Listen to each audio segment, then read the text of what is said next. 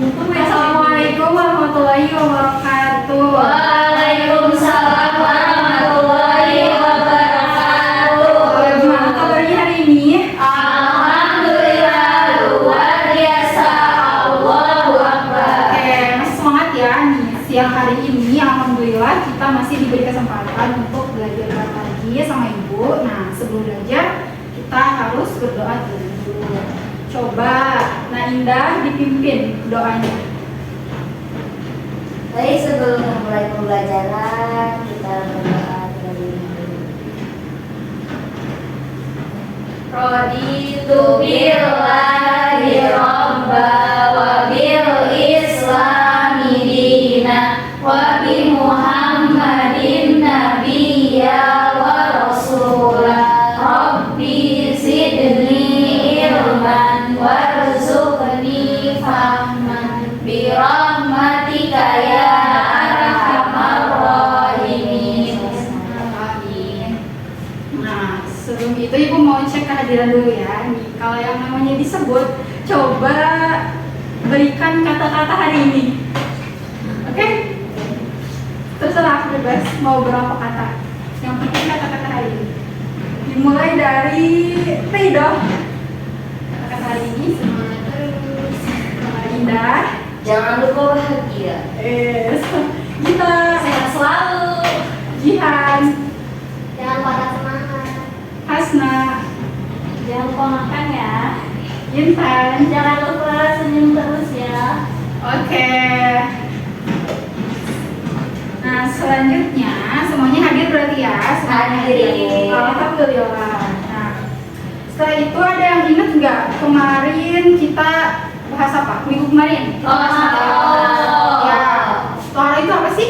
Bersuci. Ya, tohara itu bersuci dari Hadas dan najis. Ya, pintar. Nah, selanjutnya ada yang tahu kita sekarang mau belajar apa? Ibu. Nah, sekarang kita mau belajar tentang kurban. Nah, buat apa sih? Kenapa kita harus belajar kurban? Nah, karena supaya kita tahu ketentuannya itu seperti apa, syarat-syaratnya seperti apa, tata cara menyembelihnya juga seperti apa. Jadi kita nggak suatu saat nih kalau misal kita berkurban, kita tahu ketentuan-ketentuan yang ada. Tuh. Nah, sebelum mulai belajar, Ibu punya sebuah kisah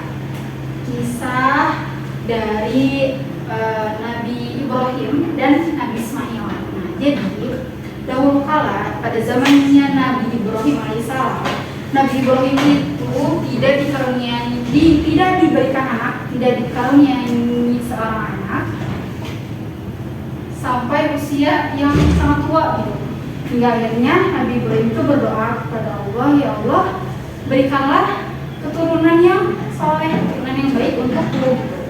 Sampai akhirnya Allah tuh mengijabah doa Nabi Ibrahim dengan menghadirkan Ismail. Nah, Nabi Ismail ini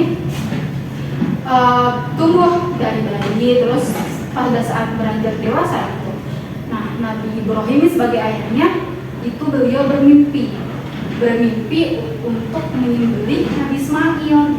Dan kita tahu bahwa sebagai nabi, mimpi itu bukan sembarang mimpi, pasti ada sebuah wahyu yang diturunkan di sana. Nah, setelah mimpi itu, akhirnya Nabi Ibrahim bilang tuh ke anaknya Ismail bahwa Allah memerintahkan ayah untuk menyembelih kamu gitu kan. Nah, setelah itu, karena Nabi Ismail ini beriman, keimanannya kuat, keyakinannya kuat kepada Allah, Nabi Ismail menyetujui apa yang dimimpikan, kejadian yang dimimpikan oleh Nabi Ibrahim itu untuk dilakukan padanya gitu. Hingga akhirnya terjadi sebuah peristiwa yang kita udah pasti pernah dengar ya cerita ini, ketika Nabi Ibrahim itu akan menyembelih anaknya Nabi Ismail. Nabi Ismail itu digantikan oleh Allah dengan seekor kambing berwarna putih yang besar gitu. Nah, ini sejatinya Allah itu hanya menguji keimanan Nabi Ibrahim gitu. Seperti apa? Dari peristiwa itulah muncul syariat tentang kewajiban untuk berkorban.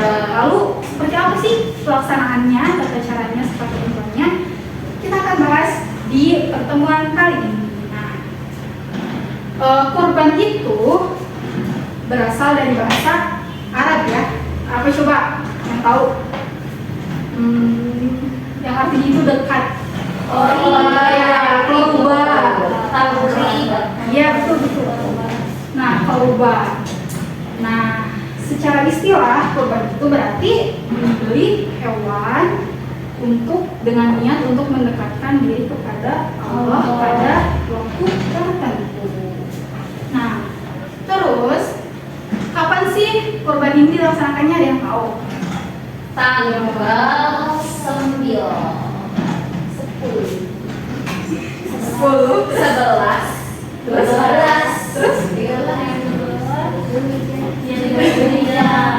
Ya, jadi kurban itu dilaksanakannya mulai selesai Idul Fitri. Idul Adha, maaf ya. Selesai Idul Adha pada tanggal 10 Zulhijjah sampai dengan tanggal 13 Zulhijjah. Ini hari tasyrik. Ya, seperti itu. Itu pelaksanaannya. Kalau misal waktunya kapan? Tempatnya bagaimana? Di mana? di depan masjid. Ya, boleh Nanti di pelaksanaannya sholat Id. boleh di lapang juga boleh. Intinya kalau tempatnya itu boleh di mana saja, yang penting tempatnya itu layak gitu untuk dipakai berkurban.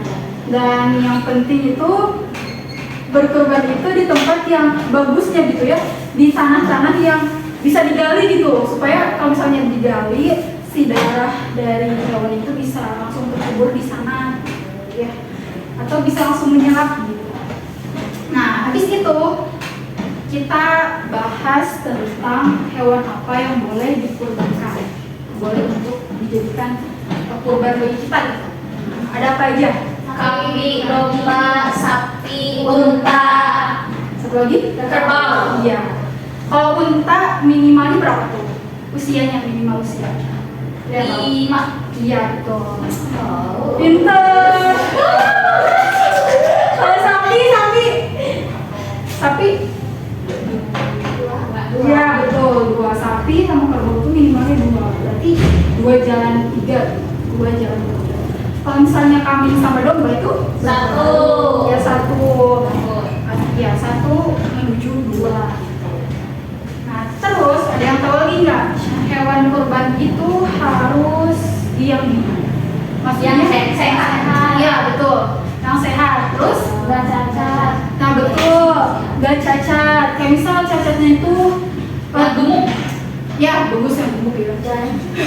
Kalau misal terlalu kurus banget itu nggak boleh. Iya, jangan ya. Makasih guys. Terus kalau misal potong telinganya nggak ada gitu kan, jangan ya. Cacat gitu maksudnya. Terus yang pincang itu cacat juga. Pokoknya segala macam bentuk kecacatan itu jangan. Kasih ya. Tidak disyariatkan, tidak dibolehkan. Oke? Nah, kalau untuk kambing sama domba itu perlu berapa orang? Kalau berapa? 1. Iya, mantap. Kalau misalnya unta, sapi, dan kerbau untuk 7. Ya, betul. Ada yang tahu nggak gimana pemanfaatan dagingnya? Misalnya yang udah selesai berkurban, dimanfaatkannya sih gimana? Dibagi-bagikan. Ya, dibagikan. Ukurannya berapa? Coba ada yang tahu nggak? 1/3. Iya betul. 1/3 itu bisa buat orang yang berkurban keluarga. Terus 1/3 bisa untuk fakir miskin, 1/3 bisa untuk masyarakat sekitar. Nah, tapi yang perlu kita garis bawahi bahwa yang namanya kurban itu yang utamanya kan adalah menyedekahkan dari daging yang kita sembelih, dari daging hewan yang kita sembelih. Utamanya itu kita banyak menyedekahkannya daripada banyak memakannya. Kalau memakan juga boleh, tapi jangan lebih dari yang namanya 1/3 gitu ya. Nah, oke, sekarang kita akan praktik berkurban. Kita anggap saja ini adalah kambing. Oke. Apa sih langkah awal yang harus kita persiapkan buat menyembelih? Pisaunya harus tajam. Bentar. Kita harus menyiapkan pisau yang tajam. Jangan ini ya. Tumpul. Iya, jangan tumpul. Kalau tumpul nanti menyakiti si hewan. Baik. Nah, Sekali tawas. iya betul. Terus yang kedua, setelah sudah disiapkan nih hewan pisaunya nih yang tajam, kita itu nggak boleh menyembelih di hadapan hewan lain. Ya, misalnya nih kambing, ada temennya tuh di sana, terus kita sembelih aja di sini tanpa memedulikan si teman kambing ini, nggak boleh. Kasihan. Pasti kalian pernah lihat kambing atau sapi atau hewan yang mau dikorbankan itu nangis kan? Iya. Kalau misalnya Nangis itu. iya, tuh kan berarti ya ada ikatan emosional. Nah, habis itu kita udah cari tempat yang aman. Nah, setelah kita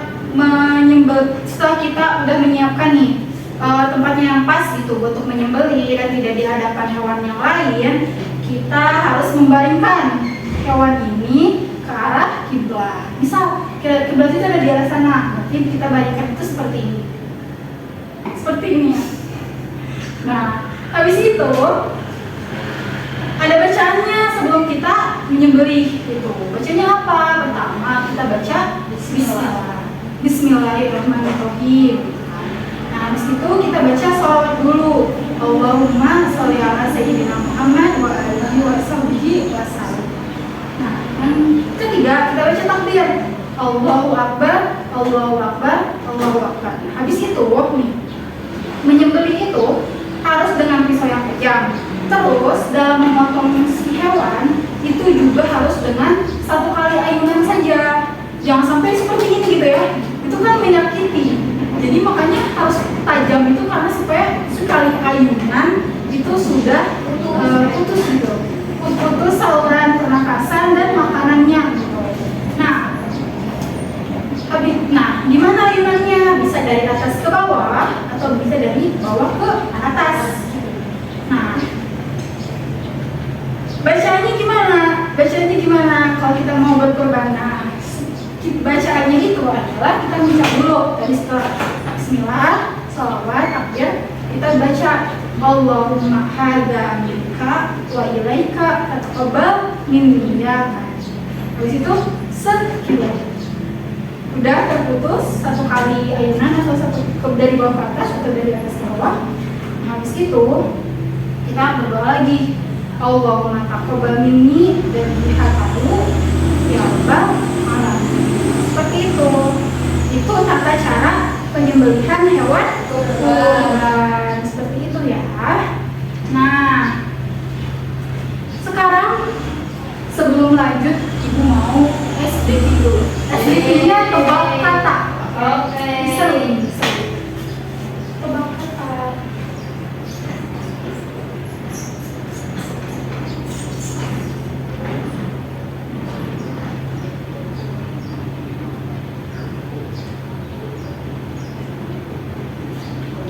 Karena nggak bisa ditampilkan, jadi ibu tampilkan saja dari sini. Kelihatan tidak? Oh iya. Di sini kalau di dalam kelihatan tidak? Kelihatan. Oke. Nih, ayo jawab ya. Uang kalau dilempar jadi apa? Ayo. Jadi yang itu teka-teki ya, teka-teki. Uang kalau dilempar jadi yo.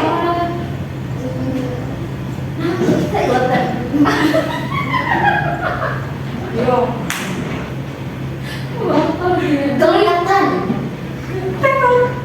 Ih, kok salah sih, Bu? Ada yang mau jawab lagi nggak? Kalau nggak nih, ibu. Ini kasih tahu dia. Oke? Nggak ada ya? Oh, Kita lanjut. kelihatan. Jawabannya adalah jing. Jawabannya adalah masa nggak yang nyadar sih? Uang kalau dilempar jadi rebutan. Iya, itu benar. Oke, selanjutnya. Ya, harus bisa jawab nih. Tukang apa? Apa yang bisa membangun gedung tujuannya berat dalam foto satu? Tukang halu. Tukang halu. Tukang halu. Benar. Enggak, ada yang lebih dekat itu udah betul, tapi ada yang lebih tepat. Tukang. Tukang.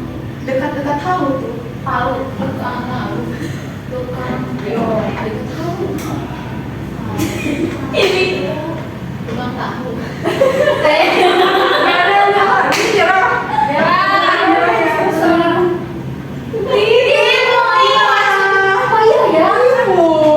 Gak mungkin. Dasar kuliah udah ya. Ini terlalu ini ya, terlalu sulit untuk kalian. Iya, iya. Proses banget. Ibu. Udah jalan. Selanjutnya nih, bilang aja jadi ayam, lalu singa jadi ayam. Ayam jadi apa? Ayo. Ini Kasih waktu ya. Oke, boleh. Boleh. Jadi mati. Ini bedanya. Jadi bantan. Apa itu? Jadi banyak. Oh iya ya. Berarti kan jadi ayam. Jadi banyak. Lagi bulan lagi. Raja apa yang kepalanya sering dipegang? Raja apa yang kepalanya sering dipegang? Siap. Pasti ini jawabannya aneh-aneh. Nama sih raja apa ya? Satu. Pintarnya. Masih ada nggak ya? Habis ternyata. Ya. Udah sih Bu. Yes, briefingnya kita sampai di sini dulu. Ya. Cepet banget Ibu. Karena tadi kita udah belajar banyak tentang korban, Ibu mau evaluasi dulu. Ibu mau evaluasi dulu pembelajaran hari ini. Ya. Ibu mau melontarkan pertanyaan-pertanyaan kepada kalian. Kalian coba jawab ya. Ibu pengen tahu. Ibu ingin tahu seberapa paham dan seberapa mengerti kalian dari materi yang telah kita pelajari. Oke. Untuk Najihan, coba sebutkan pengertian korban secara bahasa. Iya, korban ya. Filmadinya korban. Oke, pintar. Terus kita ke siapa ya? Kena kita dulu deh. Kita coba korban secara istilah. Secara istilah yaitu menyembelih hewan kurban untuk mensucikan diri dan mendekatkan kepada Allah. Iya, pintar. Selanjutnya, Naida, kapan sih waktu pelaksanaan kurban itu? Tanggal 10 Muharram. Gak fokus ya. Tanggal 10 Zulhijjah dan hari tasbih Iya. setelahnya. Betul. Selanjutnya apa ya? Coba Indah.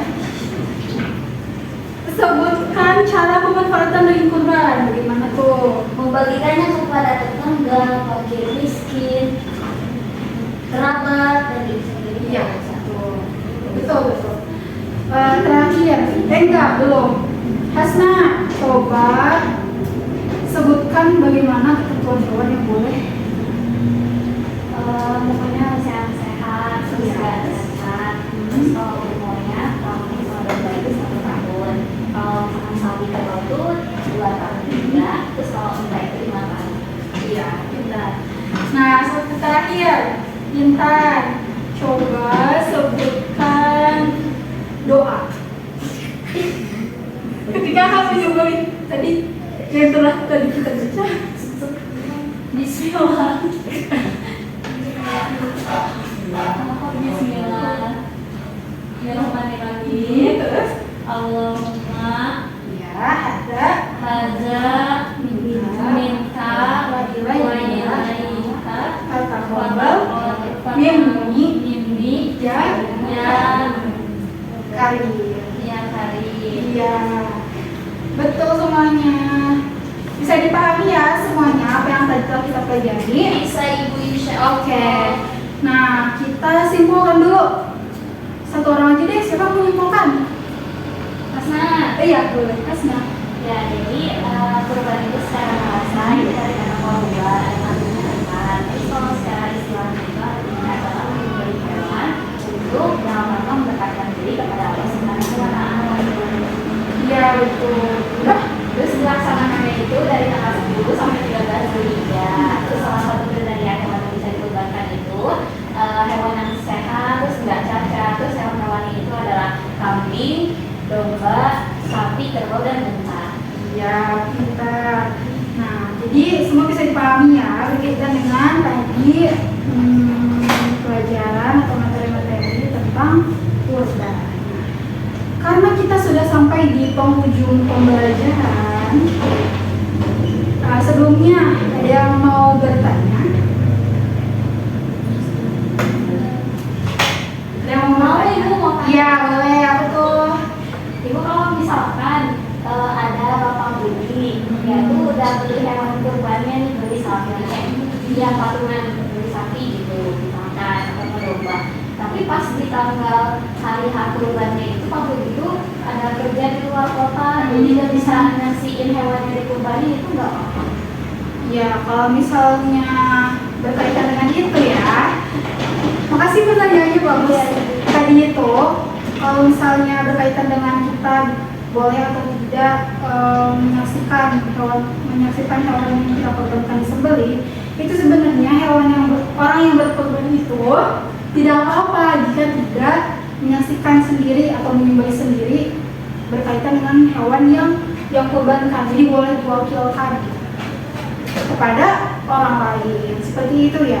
Tapi ya tentu saja baiknya kita menyaksikan atau bahkan menyembelih sendiri hewan yang kita korbankan. Ada lagi? Cukup ya? Oke, karena kita sudah sampai di akhir, Ibu mau mengucapkan terima kasih dulu kepada semuanya yang sudah mengikuti pembelajaran ini dengan sangat baik dan dengan sangat aktif begitu. Nah, untuk minggu depan kita akan bertemu lagi dengan materi yang baru, yaitu tentang akikah. Nanti kita akan belajar tentang akikah di sana.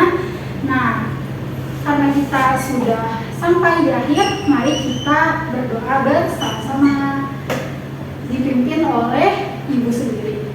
Subhanallah.